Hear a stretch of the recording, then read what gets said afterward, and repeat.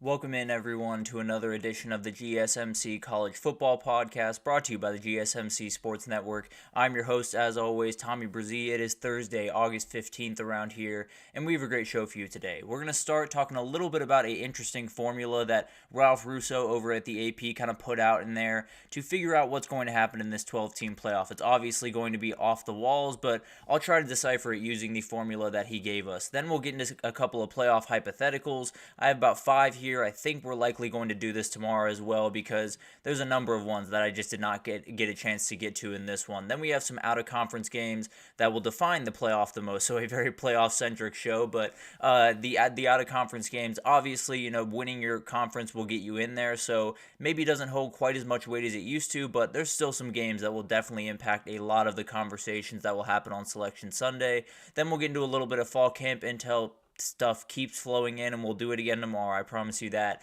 Then we have a little bit of a hot take Thursday for you guys today, and more just kind of prepping you guys for the season, making sure you avoid this one very specific term. So we'll get to that at the very end, but before we jump in, I do want to remind you all, we get tons of questions and comments throughout the show, and we now have an easier way for you all to get your question on the screen. It used to be you had to go to gsmcpodcast.net. That is still an option if you would like to go over there, but it might just be a little bit easier to go down to the bottom of the chat there. You'll see a little dollar sign there, and you can just put in a super chat.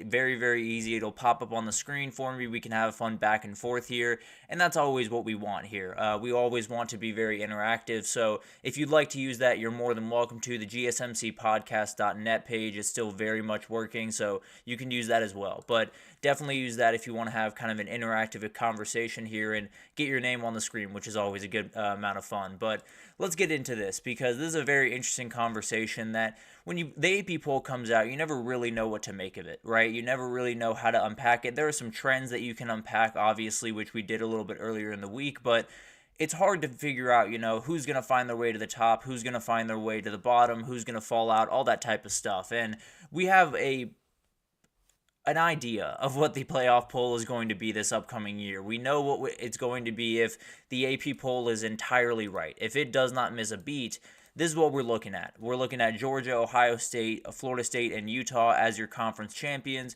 They are the highest ranked teams in all of those conferences. They would be the conference champions in this case.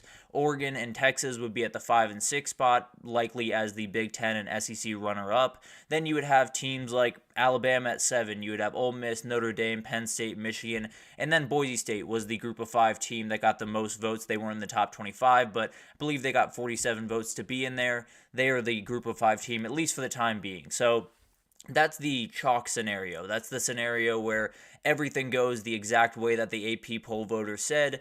That doesn't usually happen, let's just be totally honest. So there's a ton of things that, frankly, this would be an incredible matchup. I mean, we get an Oregon-Boise State rematch in Eugene. We get a Texas-Michigan rematch, but in Austin this time around, we get Penn State going down to Tuscaloosa. We'd have Notre Dame going down to Oxford, which would be a rather weird one, but definitely a really cool one to watch. You could get Oregon-Utah, a little Pac-12 matchup in the past, at least, in the second round there. So this would be a really, really cool thing. No two ways about that. But let's get into this formula, and let's start to change this quite a bit. And the formula is pretty simple, to be totally honest with you. You pick 4 teams from the top 5 teams in the country in the AP poll.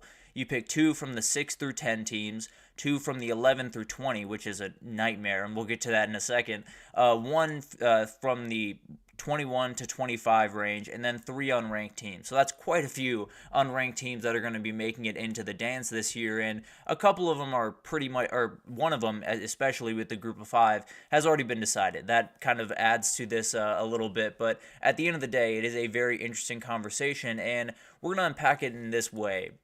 I have the poll here for you guys. You guys have seen it probably a million times at this point, but what we're going to do is we're going to go step by step. We're going to go through the top 5 teams. I'm going to pick my 4. Then we'll go to the 6 through 10, 11 through 20, and so on. So first we'll start with the top 5. I'm going to roll with the 4 that I already have in this thing. I have the top 4 teams in the country in Georgia, Ohio State, Oregon, and Texas going. I'm going to stick with that. I'm going to knock Bama out of this one. I kind of wanted to get a little bit crazy and put Bama in, take Oregon or Texas out, but at the end of the day, I'll roll with the teams that I already have in there. I'll keep those 4 teams alive. And Georgia would be the SEC champ, Ohio State Big Ten champ, the same exact thing actually that we just got into in the very chalk example. Then you got to take 2 from the 6 through 10 range, and there's some good teams here: Ole Miss, Notre Dame, Penn State, Michigan, Florida State. All of those teams absolutely have the playoff on their mind. All of those teams absolutely have the ability to not only get to the playoff but possibly win a national title. The teams that I picked are not easy, not by any means, but I kind of like the picks that I came up with. I'm going to go Florida State is going to win the ACC in this scenario, and Penn State will get a Big Ten at-large bid. So that would add 3 Big Ten teams. The Big 12 is still sitting, waiting for their team to get in, and that will have to wait a long while here, but we'll get into that here in a second. We're going to go 2 from 11 to 20 is definitely the toughest of the bunch. All of these teams are so good. All of these teams have different things that if they come together the right way, they're absolutely playoff teams. If they go the opposite direction, they're going to have a really tough season. So it's really hard to get a beat on this, and frankly, this was not an easy decision by any means. I'm going to keep Clemson and Tennessee. I'm going to decide that Clemson is going to be the ACC runner-up, and I think Tennessee is a good enough team, has so many things around them. James Pierce Jr., if Nico Iamaleava can hit the notes that he needs to hit, this is going to be a dangerous team, and I'll give them the nod here. There were a couple other teams that I wanted to put in there, maybe Kansas State as the Big 12 champion, which is actually what I have this upcoming year. So there are a number of different picks here, but wanted to get a little bit weird with it. Added Clemson, added Tennessee, and add a little bit of spice to this one. Now, we're left to the last 5 teams. We got to figure out which one team we want to pick from these 5. And frankly, this is maybe the toughest of the bunch, other than the 11 through 20, just because of the amount of teams. But you look at Arizona, a very dangerous team this upcoming year. There's no two ways about that. They absolutely have an ability to put together a really good offensive season, possibly, win a couple of shootouts here and there. Jakario Davis makes a couple of big plays on that back end, and you end up winning 10 games, going to the Big 12 championship, and giving yourself a shot to get into this thing. So I wouldn't say that's crazy by any means. Kansas is on the exact same wavelength, but it just comes down to Jalen Daniels being healthy. If he's healthy, this is one of the top teams in the conference. If he's not healthy, they're a 6-7 win team, just plain and simple. So definitely one of those teams that absolutely could hit and be a playoff team, might just not. USC, you're worried about that defense. There's no two ways about that. North Carolina State, you never really know how all of those transfer pieces, especially how important they are really going to come together once the games start. And then Iowa, I don't know about that offense. It still looks about what it looked like a year ago, and we'll see if they can improve, but I'm not overly confident in that. So the team that I'm picking is USC. I think they're a team that, frankly, I think there's a lot of people out there that think they have to do more than they have to do to pull this off. I think when you look at the defensive side of the ball, there's so many people talking about they have to improve, they have to get so much better, and frankly, they do. There's no two ways about that. They totally understand that, and that's one of the big-time reasons DeAnton Lynn's there and not Alex Grinch anymore. So that's a big-time thing for them, but regardless, I don't think they're as far as some people expect. They were a bad defense a year ago. There's no two ways about that, but Oklahoma had bad defenses and they went to the playoff, and it was a 4-team playoff, not a 12-team. So it's not like USC is, leaps and bounds away from possibly making this run.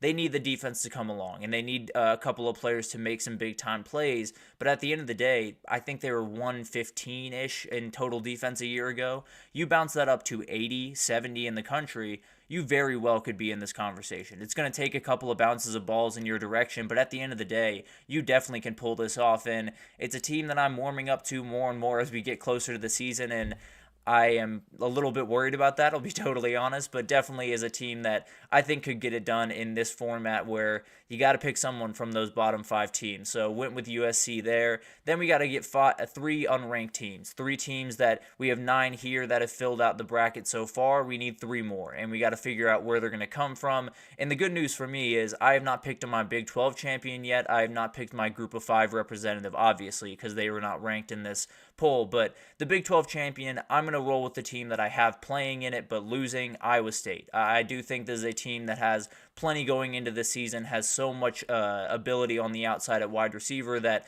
I think they're going to be as dangerous as really anyone in that entire conference. Then I got Virginia Tech, another team that I already have in the dance. I have them getting in as an at-large bid this time around, and I think there is a world in this. Say Virginia Tech knocks off Miami, but misses the ACC championship because they lose to Florida State and Clemson beats Florida State. That would put them in a tough spot, but at the end of the day, you're still an 11-1, 10-2 team that missed out on, a technicality, missed out on a tiebreaker. So I do think it would be one of those things that Virginia Tech is going to have plenty to say in that conference, and if you have plenty to say in any of the Power 4 conferences, you're going to be in this conversation. So those are the teams that I have, the 12 teams I have as we get into this, and I feel pretty good about this. It's a very weird group, no doubt about it. It's a little bit more chalky than what Andy Staples had on over in his page, so if you want to go check that out, you're more than welcome, but I feel good about this group. I think these are the teams that I look at them, and yes, some things need to go their way. Tennessee, Nico Iamaleava's got to play really good football. USC, you got to play better defense than you did a year ago. A number of things have to happen for these teams, but they're really dangerous, and I think all of them are capable of making this type of run. But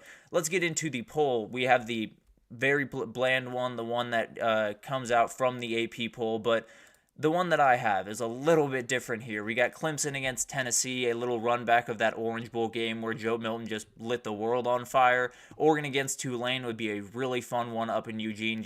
That would be all-time uniform battle, first of all, but would be a very, very cool thing to watch them go up there and try to knock them off. Tulane's a very dangerous team this upcoming year.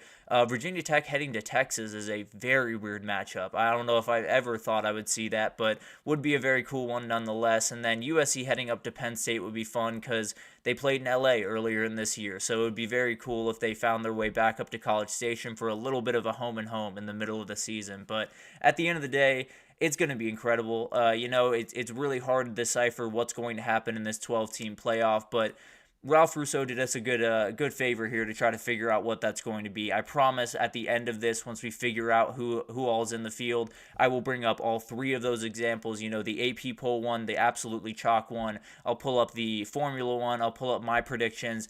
We'll see which one did the best. We'll see which one had the best hit rate, because maybe that's a way that I go forward predicting these things as we go over the next couple of years. So definitely a really fun exercise. Really appreciate Ralph Russo and Andy Staples for putting it on my in my radar, because very, very fun. Definitely something that will kind of mix up the playoff in a way that you did not expect. Not an easy thing to do. So if you guys do it, please put your brackets in the comments, and I will absolutely unfold them, because it's a very, very fun thing and requires you to make some really hard decisions. But let's take our first break here, and when we come back, we're going to do some playoff hypotheticals, a ton of things that could happen this upcoming year that will really impact how the playoff unfolds, and I'll get to, I think, 5 of them right after this, so stick with us. I feel like I'm losing my mind. Is everybody in the world blind? Please, Lord, give me a sign, a sign. I feel like I'm losing my mind. Is everybody in the world blind? Please, Lord, give me a sign, a sign.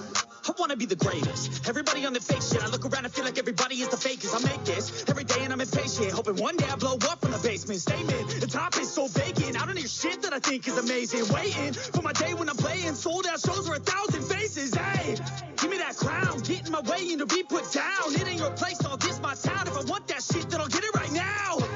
I'm losing it, the noose it fits, some losing shit, a stupid myth. You choose to live or choose to dip, you choose to fight or lose your grip and lose a gift. I feel like I'm losing my mind. Is everybody in the world blind? Please, Lord, give me a sign, a sign. I feel like I'm losing my mind.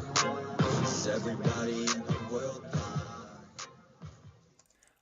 Alrighty, welcome back, everyone. Apologies, pressed the wrong button there, but welcome back, everyone. We just did a little bit of a fun exercise breaking down how we can use the AP poll to kind of inform our decisions for the 12-team playoff. It is a very interesting formula, one that will definitely make this thing pretty crazy, but was very fun to break down. If you guys do that, please put them in the comments, and I'll definitely unpack them, because There's not a normal one out there. I can promise you that. So let's get into some playoff hypotheticals. There are so many different things that could happen throughout this upcoming playoff that would define the future of the playoff, would define, how teams are viewed, would define how conferences are viewed, and would likely define how quickly the SEC and the Big Ten break off from this thing. But that's another story for another day. But let's get into this thing. And what I want to start with more than anything else is the SEC and the Big Ten are the dominating forces in the sport. No one needs to be told that. Everyone understands that. That's set in stone. That's never going anywhere,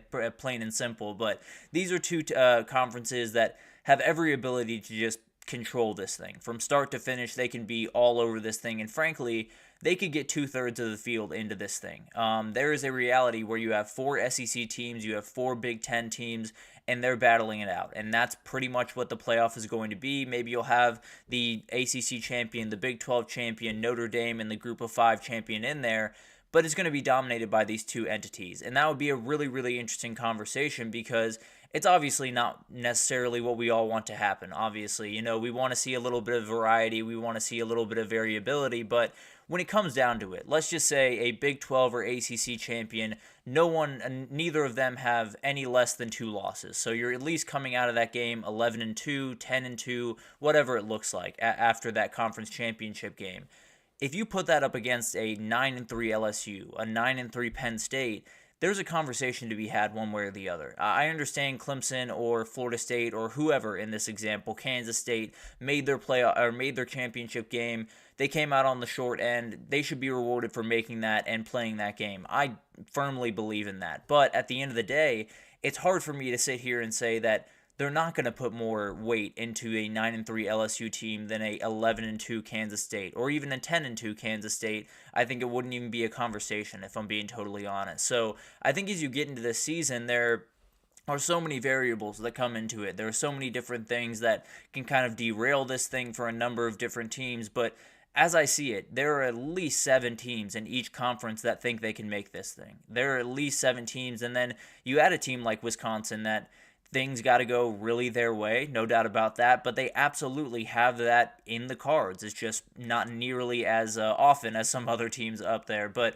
I think when you talk about these two conferences, they are very dominant, and they're going to be able to utilize a lot of that power and utilize a lot of their place in this sport to maybe get 8 teams in the SEC and the Big Ten finding their way into the playoff, and maybe it totally changes the way this conversation goes forward, whether it's auto bids, being done away with because the SEC and the Big Ten show that it doesn't necessarily matter, or they break off and do their own thing. There's a million different variables here, but there's a reality where we're looking up at the end of the year and saying, it's going to be 8 teams from those two conferences in it, and there's a reality where no one from the other conferences, well, other than the conference champions, makes it past the first week. And then the conference champions from the ACC and the Big 12 might be in trouble the next week. But there's a reality where the SEC and the Big 10 totally dominate this thing. Not necessarily what I want to see, but I would be lying if I didn't think that this was definitely in the cards.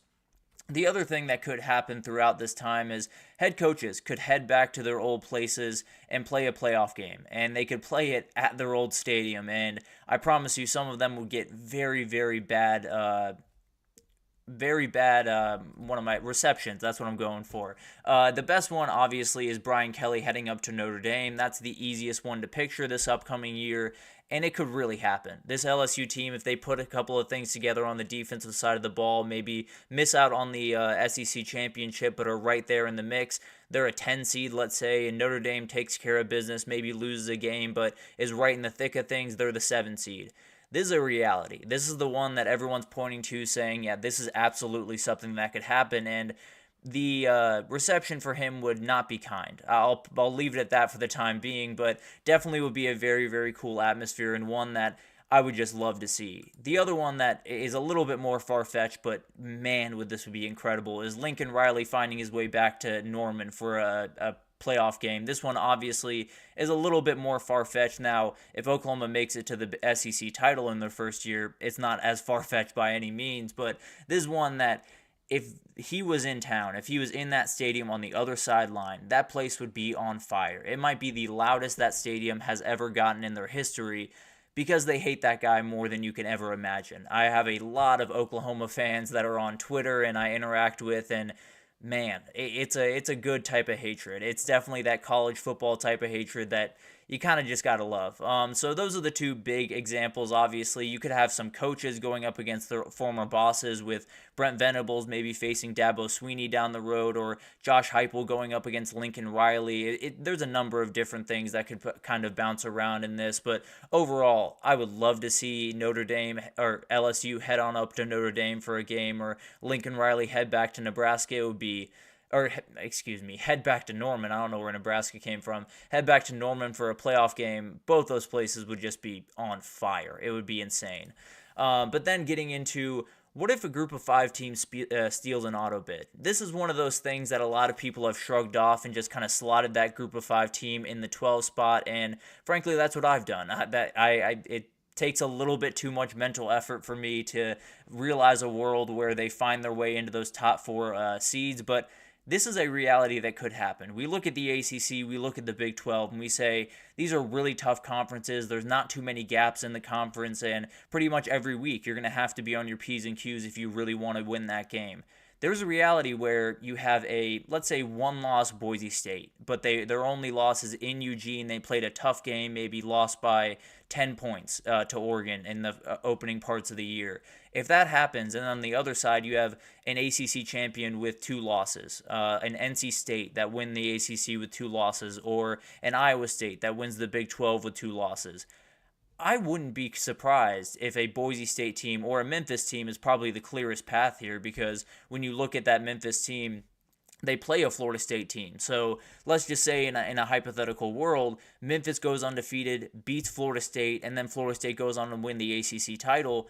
There's not really an argument to be made that Memphis shouldn't be that 4 seed over Florida State, which would be a very, very weird thing, because it would add a lot of different variables, like a elite team from the SEC, like Texas, who barely missed out because they lost the SEC title.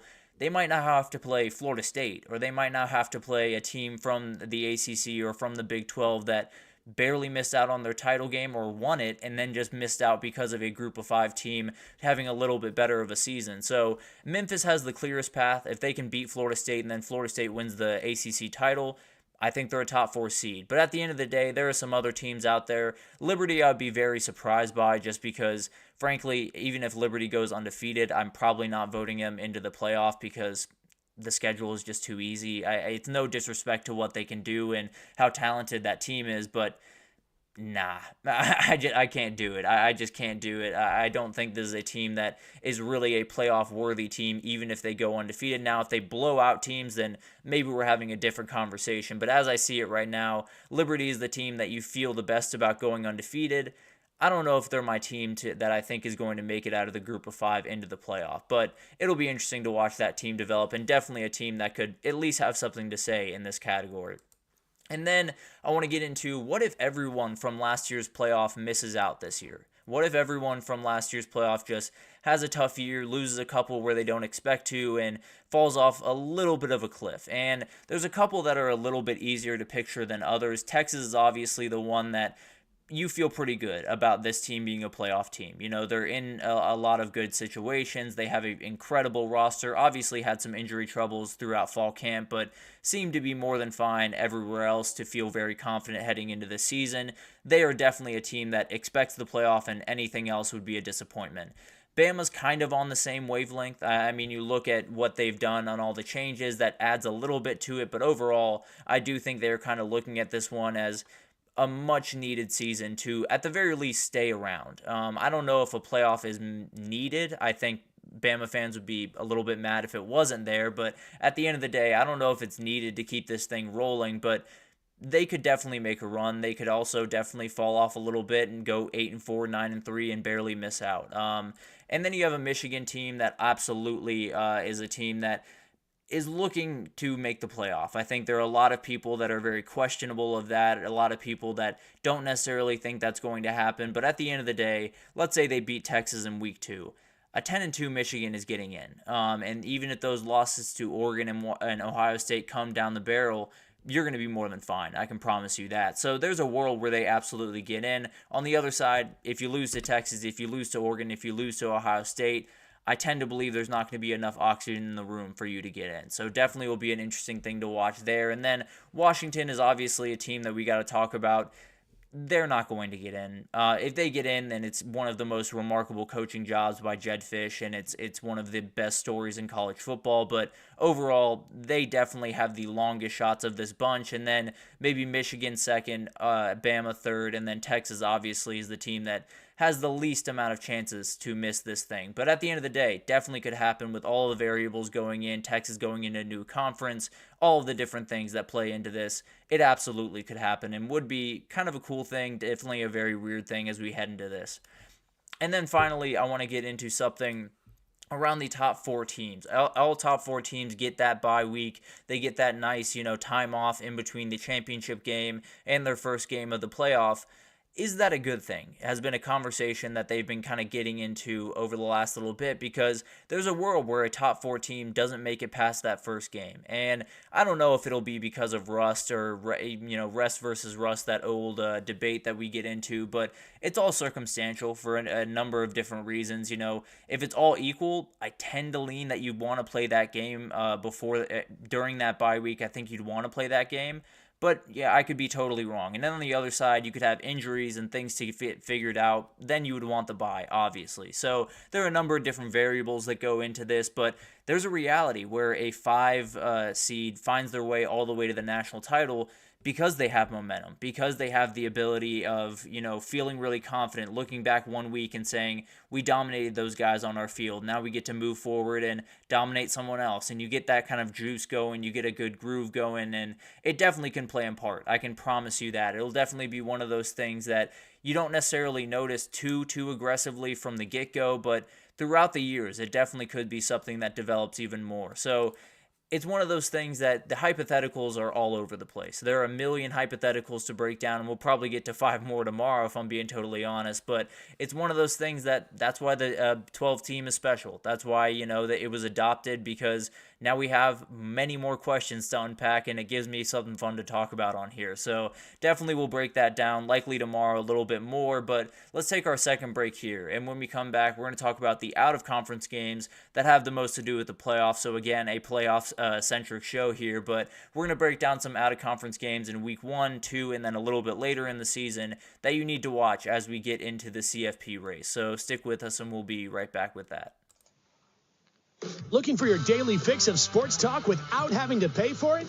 GSMC Sports Network is available on YouTube. Just search GSMC Sports Network.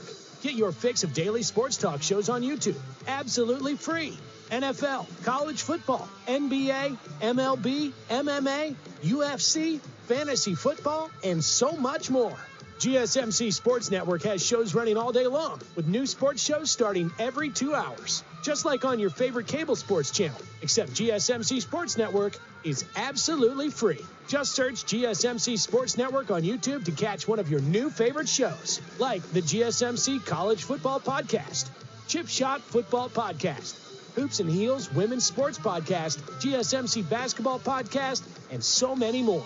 Check it out for yourself. GSMC Sports Network, now available on YouTube absolutely free. Search GSMC Sports Network on YouTube right now. Alrighty, welcome back everyone. We just talked about some of the playoff hypotheticals that could unfold this upcoming season, and there are a lot of them. Definitely some ones that I will break down tomorrow, because this is going to be off the charts crazy, I can promise you that. But let's get into segment 3 here, and let's talk about some out-of-conference games with the most playoff implications. We'll stick with the playoff for the time being, so definitely a very interesting thing here where you have a lot of out-of-conference games that are going to be in those conversations as you get down the stretch of this season. There's not necessarily ones that need to be won, because you can win your conference, go into the playoff, and have no problem, really. You could lose all of your out-of-conference games and still find your way into the playoff, hypothetically. But when you talk about some of these games, there are so many different, teams that they play throughout the season, so many different tie-overs and different things to kind of unpack. And there are 7 games here that I really want to zero in on, and there are a number that I left off here that absolutely could be on this list. So let's jump into this real quick, and let's start with one that everyone is looking forward to in week one, and definitely will have plenty to say about what we see in the playoff conversations down the stretch. Notre Dame at Texas A&M is going to be a huge one. One way or another, this will be one that defines college football in a lot of ways, because the reality is Notre Dame kind of can't lose. It's not to say, they don't have an ability to go 11-1 and make the playoff and all of that type of stuff, but let's just say a Notre Dame team that is rebuilding so much stuff, that is introducing a new quarterback, that has some questions on the at the wide receiver position and at the offensive line with the tackles. Just say they get dominated that day. Let's just say the offensive tackles don't look strong and Riley Leonard misses some passes and everything just looks a little bit out of sync. The defense is going to look fine. I'm not worried about that one bit. But let's just say everything looks a little bit out of sync.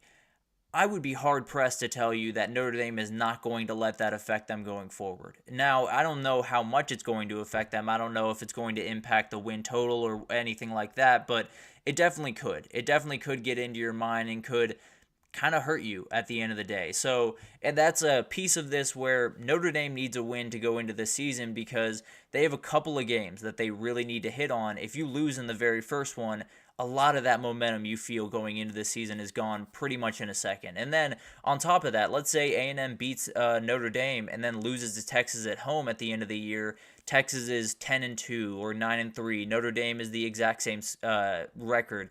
Texas is getting in, point blank, period. So this is one of those things that you're going to have a couple of games where Texas A&M plays an LSU or plays a Bama. I can't remember if they play Bama or not this year, but in the hypothetical, there are a number of teams in the SEC that Notre Dame could be battling for that last spot, and A&M could kind of ruin that fun in the very first week, because then you immediately have a tiebreaker that does not go your direction if you're Notre Dame, and frankly, they need as many as they can get.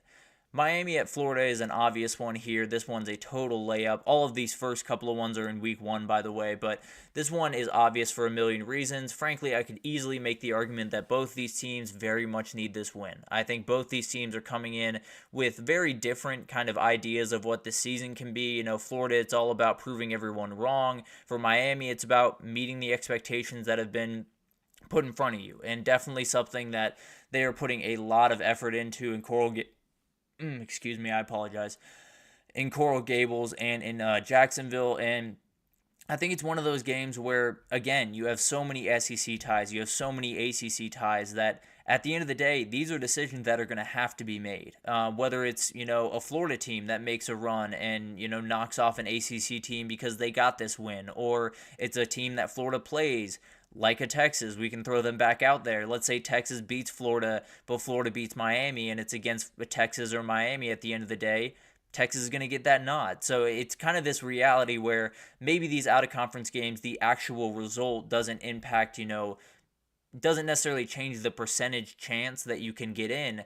What it does do is create a lot more hurdles to getting to that place, and it does create a world where some of these out-of-conference games that you have to deal with down the stretch have that much more impact, because you lost one earlier, and you have to make sure that you have everything in order as you head throughout the rest of the season. LSU at USC in Las Vegas on September 1st is a very interesting game, and this one is very interesting for a number of reasons. And I think the number one reason is there's a couple of games throughout this out-of-conference schedule that are, in my opinion at least, one-to-one comparisons. There are teams that are roughly in the same part of their conference, roughly in the same echelon of their conference, and have the same type of goals as you head into the season. LSU and USC would be those groups. I think LSU might have a little bit higher of hopes this season, but at the end of the day, both teams are roughly in the same spot, and at some point, a decision is going to have to be made between the SEC and the Big Ten. Someone's going to have to stand up and say, the SEC is better because of this reason, and it could be because LSU beat USC. And we'll get to another one a little bit later, which I'm sure you've already connected the dots there, but overall, this is one that I think it could totally define everything around the SEC and Big Ten conversation. When LSU plays Ole Miss, it's going to be that much more important because USC could have lost that game and been up against Ole Miss at the end of the year. And it's one of those things that there's so many convoluted parts to it and so many overlapping narratives that it's really hard to get a beat on. But at the end of the day, I do think this is one that is going to have a huge impact on just the conversation around those two conferences as you move into what is going to be a crazy selection Sunday. Tennessee at NC State is one that I want to talk about because for whatever reason, people aren't talking about this one. I think everyone's looking at that Michigan-Texas game, which we'll get to here in a second. But at the end of the day, this is a Week 2 game that has plenty to say about what the CFP is going to do at the end of the day, because this is a little kind of a one-to-one comparison, not necessarily on the basis of the team. I tend to believe Tennessee is better than NC State, but they're roughly in the same parts of their conference. They're roughly in that second echelon, wants to break through, wants to win a title this year, and both of them can absolutely do that. So it adds, another layer. It adds the other ACC versus SEC layer to this, where Tennessee's going to play a number of teams, NC State's going to play a number of teams, and it could dictate how Florida State is viewed at the end of the year. It could dictate how Georgia's viewed at the end of the year. So there's a number of different things that come into play from that game, and I think it's one of the most under radar out-of-conference games as we head into this year. I had to talk about Texas, Michigan. There was no two ways that I wasn't going to talk about them, but this is the biggest one-to-one comparison. These are the class of their conferences in a lot of different ways, and these are two teams that have every expectation to be in their conference title, to go to the playoff, to possibly win a national title, and there are so many different things that can happen because of this. So Texas set themselves up in a way where it feels like this one's going to be a lot like Bama a year ago. It feels like Texas is going to walk in, play really solid football, have a lead for most of the game and just be able to make enough plays to stay in front. It's going to be close, I can promise you that, but it's going to be one of those games that it feels like it has a Bama vibe more and more as we get closer to it, but we'll see what happens on the field. But it's going to be very impactful. Michigan, if they win it, they have a very, very clear path to the CFP. If Texas wins it, it's not quite as clear by any means, but definitely gives them some momentum as they head into this thing. And then Michigan plays Ohio State, Texas plays Georgia, and at the end of the day, there could be a decision having to be made between those teams, whether it's seeding or what have you. There are a number of things that can come into play, and this game is going to be a huge thing to watch as we get into all of that craziness. I did want to include one Group of 5 team in here because this is going to dictate a ton this upcoming year. Tulane is playing Kansas State and Oklahoma, and I would have put Oklahoma on here, but frankly, I think that's a little bit more far-fetched of a win for Tulane. Kansas comes to Tulane. They don't have to, Tulane doesn't have to find their way up to Manhattan, Kansas. Kansas is coming down to New Orleans, and it's going to be really interesting because the reality is, if Tulane wins this game, let's just say in a hypothetical, Tulane wins this game, they are firmly on the inside track to get to the college football playoff. And I think they could suffer a loss or two throughout the fun and get to the AAC championship, win it, and still get in as an 11-2 team. That's how important I think this game is. And that's why I think Tulane scheduling these two teams, we really shouldn't hold it against them, right? Playing Oklahoma, playing Kansas State are two things they did not have to do, but they decided to do because they wanted to compete. So it could be an interesting conversation where even if Tulane loses to those two teams, let's say they run the table and win the AAC, that's an 11-2 team. It's not necessarily the prettiest record. It definitely won't be the best record in the Group of 5, but I could easily make the argument that that's the best team in the Group of 5. So this could be one of those games that, depending on how close it is, depending if Tulane finds a way to win, the Group of 5 could have their representative decided pretty early on in the season, at least in general terms. Nothing obviously is decided, but in pencil at the very least. And then Florida State at Notre Dame is the last one I wanted to talk about. The only one that happens beyond Week 3, I believe.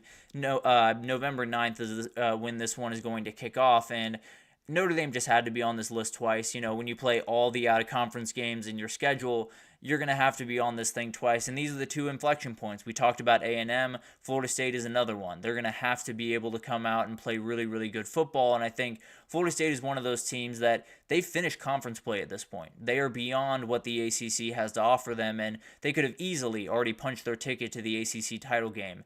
That makes this thing way more interesting. Not to say that Florida State's going to go up there and lie down and take a loss, but it is a very interesting concept where you might want to start thinking about rotating some guys in and making sure they're healthy for the ACC championship, and maybe it lends itself to Notre Dame getting in, but then it maybe hurts you on the back end if you lose the ACC championship. So there's a million different things that go into this, where Florida State and Notre Dame could be the two teams that are compared apples to apples, and this could be the game that decides the entire thing. So it's going to be incredible to watch all of this unfold. I think when you get into this 12-team playoff and you can get an auto bid by winning your conference, some people were very worried about the importance of out-of-conference, and frankly, I'm still a little bit worried about that. Would like for more out-of-conference games to be on the schedule and more marquee games, of course, but at the end of the day, it feels like there's enough games to unpack here. It feels like there's enough games that will have just really important impacts as we get into this season, and maybe there are in week 1 or week 2, but you'll hear about them in week 13 and 14, I can promise you that. So definitely a very, very fun exercise. We will absolutely do it tomorrow because a couple more popped in my head as I was doing this. So we'll unpack a couple more tomorrow, but let's take our third break here, and when we come back, we're going to do a little bit of fall camp intel update because it's happening all over the place. We got to make sure you guys are fully up to date. So we're going to get into that right after this, so stick with us.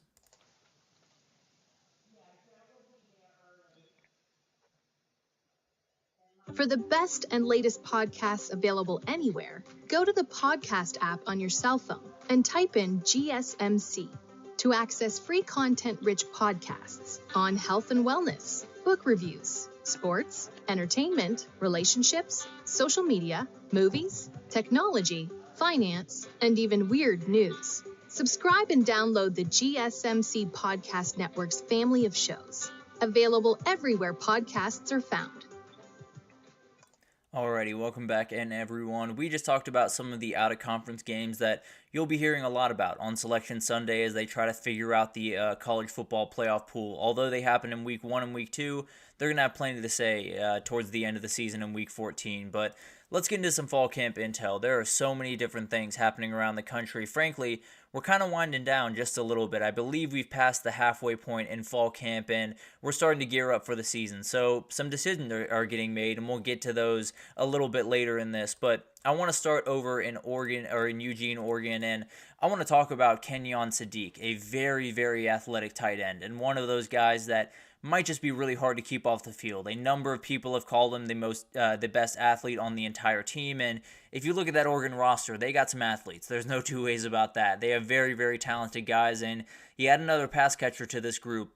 Good luck for every defense that has to face them. It's going to be an absolute nightmare to keep track of all these guys, and among all the other wide receivers you have to take care of, if there's an athletic tight end running down the sideline, it's going to be a nightmare. I'll just leave it at that for the time being. They are facing some injury troubles. Gary Bryant Jr., Keon Hudson-Ware were out of practice 2 days ago. Doesn't sound like they're overly serious, and they should be ready to roll. Keon Hudson-Ware is someone they need healthy. Gary Bryant Jr., obviously this wide receiver core is as deep as can be, so you might be able to gear him up a little bit longer term than Keon Hudson-Ware, but need that guy ready to go. I can promise you that, and definitely will be a hugely important player for them. Moving over to LSU, the guy that's getting the most buzz is a very, very special running back. Caleb Jackson is someone that came onto the scene last year and made a number of really good plays. You know, you were watching him and you didn't really know who you were watching because LSU, you're so used to knowing the name on the back of the jersey. You're so used to knowing the story and knowing, you know, how many stars was he coming out of high school and all of the details. I didn't know much about this kid when I watched him last year, but one thing I do know now, the dude really hits. If you're going to meet him in the hole as a linebacker, you're going to get pushed back because he's going to drop his helmet and just lean into you. It's going to be very, very aggressive football, but also he can catch passes on the outside. He's not a non-dynamic running back by any means, so he will definitely be running back one and will be a huge player for this team. Ashton Stamps, I just keep hearing everything about. It's one of those things that, you know, you never want to take too much from fall camp because it is a zero-sum game. It's very hard to get an idea of, you know, who's doing well, who's doing bad, and where they all rank and all of this craziness. But at the end of the day, I know a couple of things. I know this wide receiver core for LSU is going to be really good. I know that Garrett Nussmeier can put the ball where he needs to put it, and I know that if Ashton Stamps is stopping those guys, he's going to be a good player. Now, it could take him some time. He's still a sophomore, so still have to get a little bit used to the SEC football way of things, but this kid's very talented, and he could be the he's likely to be the cornerback one this upcoming year. They do need guys behind him. There's no two ways about that, but if you do have that cornerback one, if you can look over to one side of the field and say, oh, Ashton's over there, he's more than fine, he's got it, you got to feel really good as you head into this season. Deshaun Womack is another guy I want to talk to you about, a very talented edge rusher that seems to be finding his groove. And I think if you add him to someone like Braden Swinson, they could have a really fun passing attack or pass rushing. I don't know if it's going to be elite by any means, but making enough plays. It's the same thing we talked about with USC. It does not have to be pretty. It does not have to be perfect. You just got to make enough plays. Put the ball in your offense's hands and make sure that you can win some of these shootouts that you're going to be in this upcoming year. And then Kamarian Pimpton is someone I want to talk about. Sophomore tight end, as long as can be, as athletic as can be. This guy is downright scary, and he's going to be hard to keep off the field. He's going to be on the field plenty this upcoming year, and he'll make a play or two that will make your jaw drop. I'm just going to put that out there. He's one of those guys that is just freakishly athletic for the tight end position, truly. But moving over to Georgia, Carson Beck is doing something this time around that you wanted to see from him a year ago, but might have been a little bit too much on his plate. And that's really just lead and do it in a way that is a little bit more vocal than it was in the past. I think Carson Beck's really always been that guy that leads by example, does a lot of things the right way, but he's got to be the leader of this team. He's got to be the vocal leader of this team, and that takes time. You know, it's something that you've watched Quinn Ewers over the last couple of years. He's taken slow steps in doing that, and slow steps in being the leader of this team, and it happens very, very slowly because the first year you're trying to figure out the offense. You're trying to make sure the ball gets where it's supposed to go. You're not too worried about the pregame speeches or coaching up the young guys and any of that stuff because you got plenty on your plate. So definitely is something that you needed him to take that big time step in. It sounds like he definitely has, and that is huge for this team as they head into this year. The running back room is absolutely ridiculous. There were a lot of people that going into this offseason, including myself really, going into this offseason that said, this isn't quite a UGA running back room. No, very good, don't get me wrong. Still one of the top 10, 12 in the country, but not quite where it used to be. I think it might be where it used to be, honestly. Now that we're getting in fall camp and we're hearing more and more reports, Trevor Etienne's going to be a monster. Roderick Robinson's a fantastic player. Branson Robinson is back from injury and looks like a beast. Nate Frazier is a freshman that is making a number of big-time plays. So this running back room is more than fine. Imagine that, the UGA running back room not struggling by any means. Tight ends is another room that they feel really good about. It sounds like Oscar Delp and Ben Urasek are doing really good work, but Lawson Lucky, that guy right there, is definitely getting into the game a little bit more than some people thought, and it's not too much of a surprise because he is the best blocker of this group, so definitely is carving out a good role for him on that offense. And then Christian Miller is someone I want to talk about. Everyone's worried about Georgia's interior defensive tackles. Well, Christian Miller might just be the answer to that. He is playing really, really good football and definitely someone that I would not be surprised if he was the starter next to Nazir Stackhouse when they came out for week 1. Wisconsin has named their starter. It is Tyler Van Dyke's team. Phil Longo named him yesterday, and it's a huge thing for him. I think the biggest thing with Tyler Van Dyke over the last couple of years has been a number of different changes and not feeling overly confident in the position that he was in. Now you feel like you are where you're supposed to be, right? You're the starter. You feel like everyone is behind you. You know that you're heading into the season with no question that you are the guy. That does a ton for your confidence and something that he very much needs at this point in his career. So very excited for him. I think this is one of those places that he can thrive. Obviously has to take a big time step forward from last year, but definitely is a really fun player that can make some things happen this year and kind of revitalize that career a little bit. I also want to talk to you about Trech Kakahuna, a very talented slot receiver. He is going to be behind Will Paulding, which Wisconsin fans don't love too much because these might be the two best wide receivers in your unit. Another reason why I'm firmly a fan of the positionless wide receiver, but that's another conversation we can have a little bit later. But the O-line is also elite. They return 102 returning starts on that line, so they're going to be more than fine running the ball. I can promise you that. Going over to Kansas, Micah Johnson is a young running back that has made some noise. Obviously, Devin Neal, Daniel Highshaw are the two guys there. No two ways about that. Harry Stewart is also another guy to watch at that position. So Kansas is going to have guys. Even if one guy goes down with an injury, they feel pretty confident about the guys they have behind them. So definitely going to be a run-heavy group, and they got plenty of guys to roll in there. Now, the worry is that offensive line. The offensive line is not where you want it to be. It is not set in stone by any means, and you got to make sure it is before you get into this play, because there are a lot of good defensive lines that they're going to have to face, and if they're still shifting things around and still figuring things out, it's not going to be pretty. I can promise you that. The good news is Jalen Daniels is not on the injury report. That is the biggest news that you could possibly have as a Jayhawks fan, because that guy on the field, you're an entirely different team than when he's off it. So he's not hurt. That's the biggest news coming out of Kansas camp right now.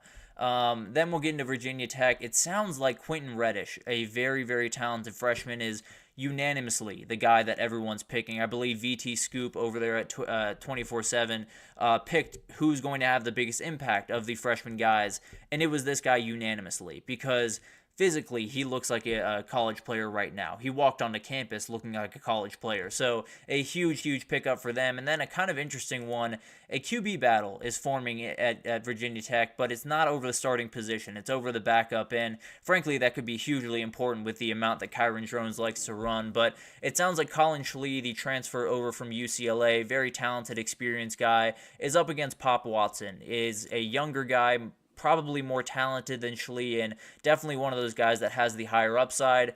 We'll see which way they go. I tend to believe that Colin Schlee might be the better choice here, just because when you have that veteran behind someone that you feel really confident in Kyron Drones, if you have that veteran behind him, you feel a little bit better. But at the end of the day, Pop Watson's been in this offense for a year, so maybe he's the veteran in the room, although the age is a little bit different. Moving over to Notre Dame, it sounds like Mitchell Evans is full go in camp right now. That is absolutely huge for them, someone they very much need, especially with some of the wide receiver troubles. But Jaden Greathouse is making that feel a little bit better. It sounds like he is moving really, really well in camp right now. Had a number of big-time plays throughout his freshman career, but definitely wants to kick it up a notch. And then Jeremiah Love is another guy that is just going to be an absolute beast this year. You're definitely going to want to know that name as you go into any Notre Dame game, really. And then you have Tosh Baker. It sounds like he's going to take over at left tackle. I don't think this is the ideal situation for them by any means, but it's where you are. A very experienced guy, someone that can absolutely make some plays. Also, Anthony Knapp, a freshman, is taking some reps at that spot, so maybe some things get turned around and shuffled up a little bit, but that is a worry. There's no two ways about that, especially with, Nick Scourton and Cassius Howell coming to their town in week 1. It could be an issue for Notre Dame. I'll just leave it at that for the time being. Hopefully they figure it out and get on the right track.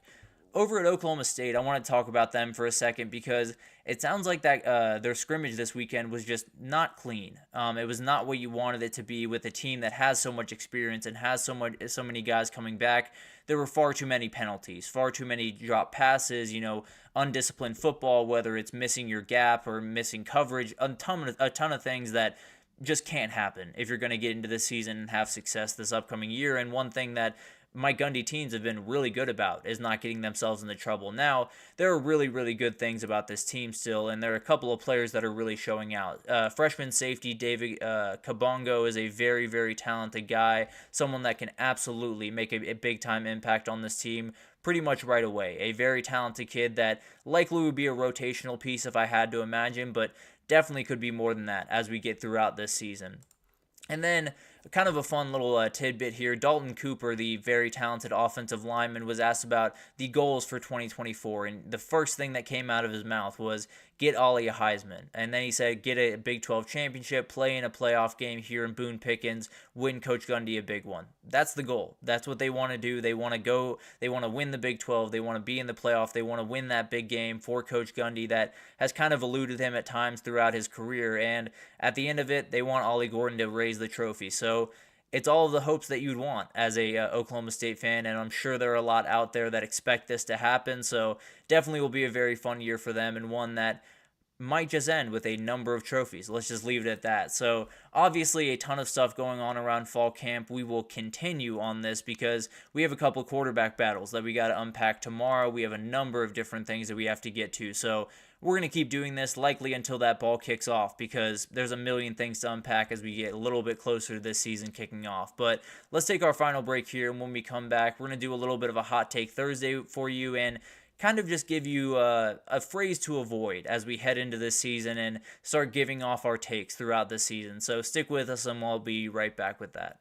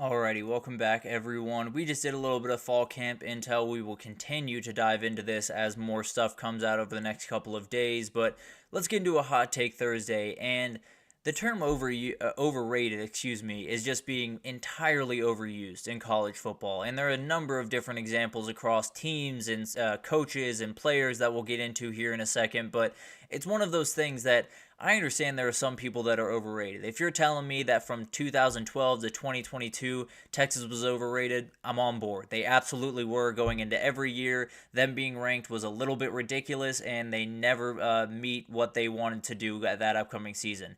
That is a way you can use overrated. It is used in a number of different ways that is just not remotely the way that it's meant to be. So what I want to start with here is a team that has gotten this moniker a lot and really doesn't deserve it.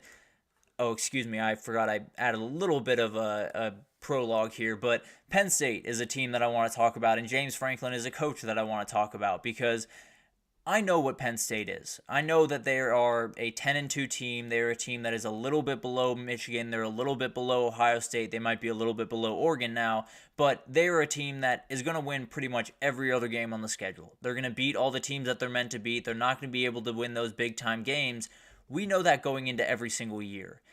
And without fail, at the end of every single year, we have a 10-2 Penn State team that has lost to Michigan and Ohio State, and everyone's saying they're overrated. And I've never understood that. I know exactly who Penn State is, and I don't have them rated above Ohio State or above Michigan. So that's not overrated. That's exactly what they're rated. And it's one of those things that I think it happens a lot to James Franklin, where he hasn't won that big game. Everyone understands that. He understands that more than 90% of the people or 99% of the people in the world. He definitely knows that he has to do more. That's not a secret, and he definitely wants to do more. It doesn't change that he is not an overrated coach. He is definitely still one of the top 10 coaches in this sport because going 10-2 every single year in a Big Ten and going to a Big 10 title and doing some of the things that he's done in the past is not easy. It puts him in a very, very special group that doesn't sound that special. Obviously, going to Big Ten titles is not exactly the way that you want to, not the pantheon that you want to reach and only reach, but at the end of the day, it is a successful season. It's not what Penn State wants in the long run, but the idea that they are overrated because they do exactly what they're expected to do and lose the games that they're not favored in and win the games that they are favored in is insane to me. I've never fully understood that. I think it's one of those things that I understand the playoff has so much pull right now, and if you get in, you're incredible. If you don't get in, you're terrible.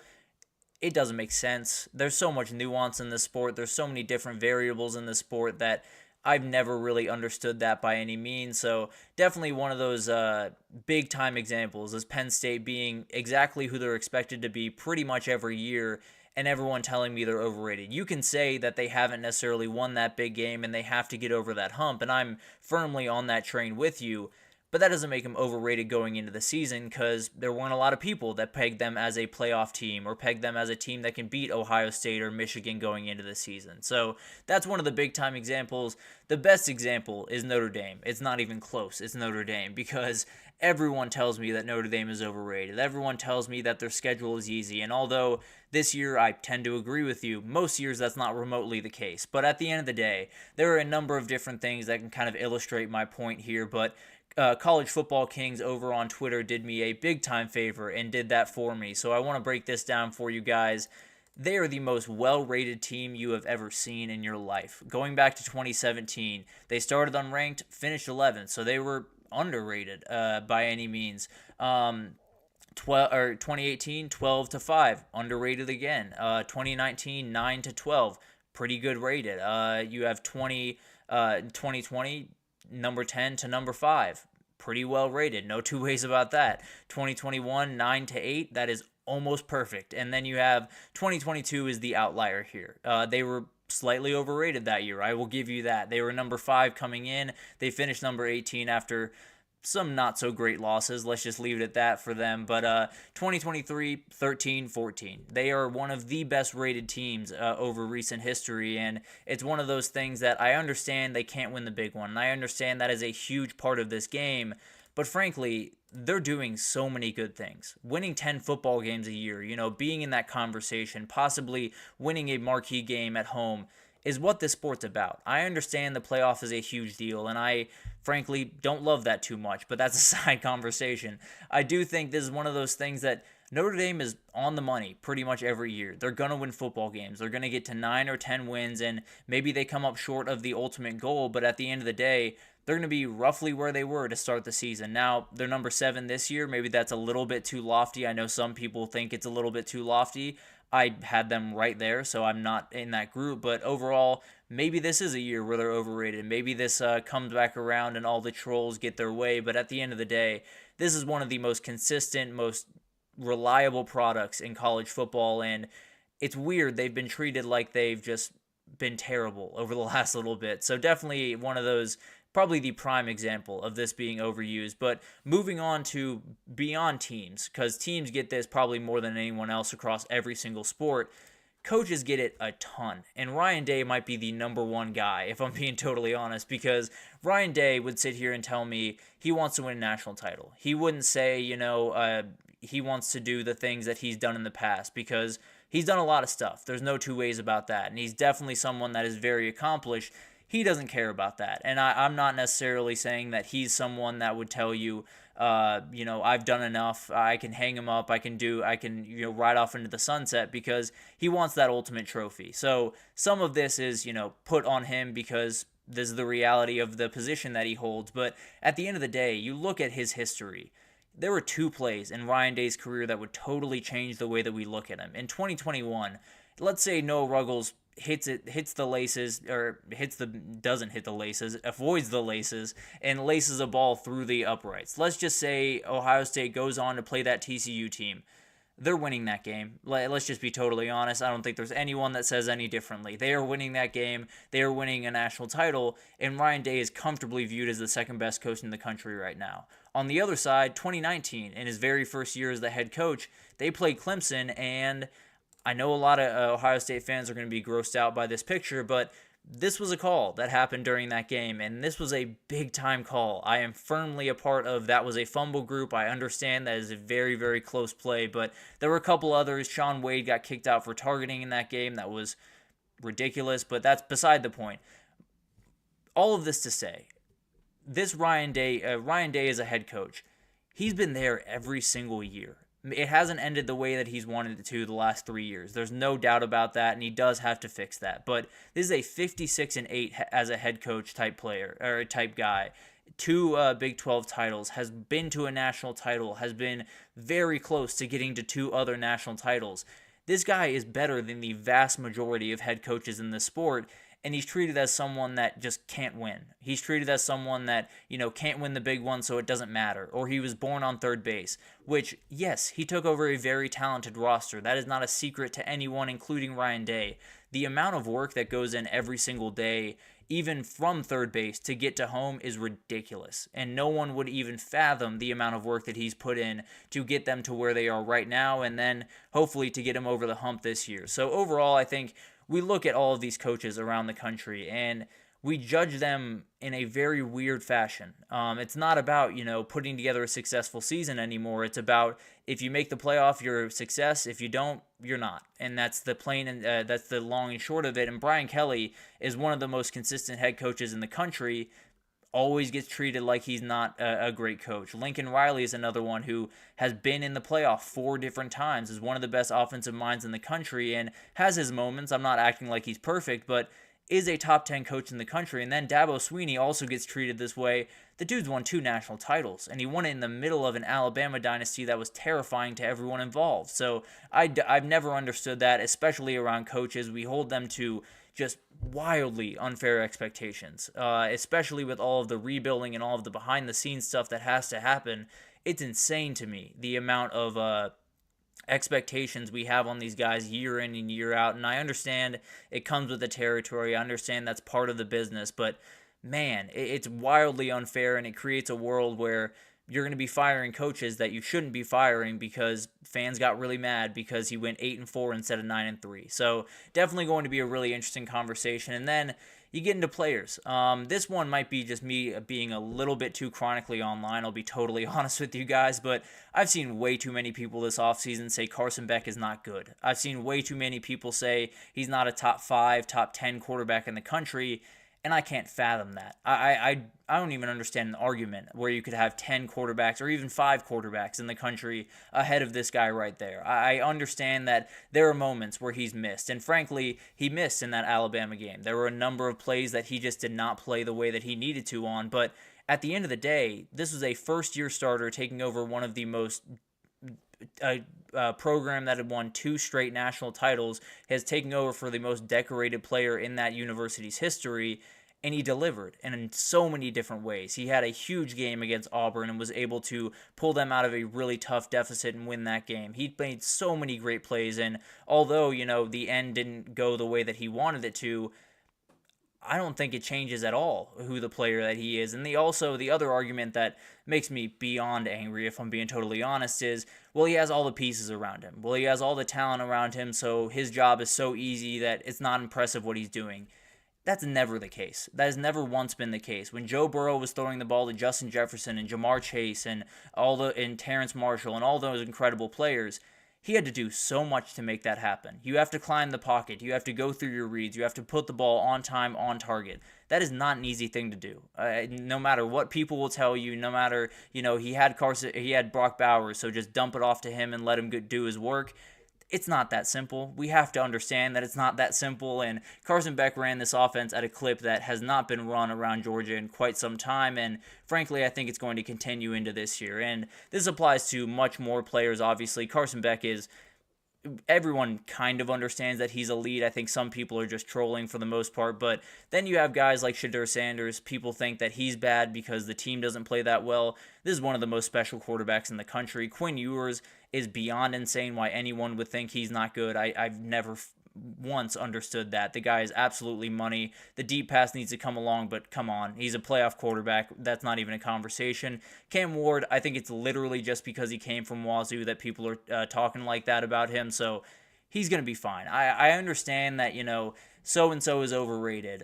This team is overrated. This player, this coach is overrated. It's a very easy way to dunk on your opponent, to, make fun of them, to poke fun, whatever you want to do. I understand that that's part of this game, but it's so overused. It's so pointless with a number of different things where I watch a Penn State team, if they go to the playoff this year and then lose in the first round because they had to go on the road, that's not them being overrated. That's them doing almost exactly what they're expected to do this year. So I guess overall, I know people will still use this. I know people overrated is one of the favorite chants that people can get into in a sporting event. But overall, it's one of those things that just kind of exhausted me, whether it's players, coaches, teams. It doesn't matter, but it's overused by a million miles, and if we could just tamper it down just a little bit this year, it would be very, very cool, and definitely something that I think a lot of us would like. But that'll do it for this edition of the GSMC College Football Podcast, brought to you by the GSMC Sports Network. Thank you so much for tuning in. Your support means the world to us, and to me especially, but definitely means the world to us. Please remember to subscribe to the show, leave a positive review. It does make a huge difference. Also, follow us on Facebook, Twitter, TikTok, Instagram, all the social pages for all the content and updates you could possibly need. We have really incredible people doing awesome work across every single sport you could want. So come on over to GSMC and we have you totally covered. But thank you once again for listening, and I will see you guys tomorrow. Mm-hmm.